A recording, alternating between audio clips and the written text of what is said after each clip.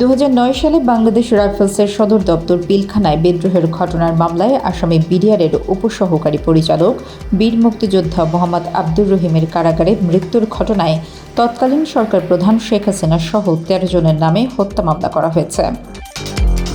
রোববার ঢাকার metropolitan magistrate Mohammad আখতারুজ্জামানের আদালতে মৃত আব্দুর রহিমের ছেলে অ্যাডভোকেট আব্দুল আজিজ এই মামলার আবেদন করেন।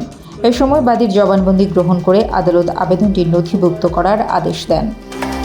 মামলায় সাবেক প্রধানমন্ত্রী শেখ হাসিনা, সাবেক বিজিবি মহাপরিচালক ও সাবেক সেনাপ্রধান ব্রিগেডিয়ার জেনারেল আজিজ আহমদ এবং পিলখানা বিদ্রোহ মামলায় রাষ্ট্রপক্ষের আইনজীবী মোশাররফ হোসেন কাজল সহ 13 জনের নাম উল্লেখ করে অজ্ঞাতনামা 200 জনকে আসামি করা হয়েছে।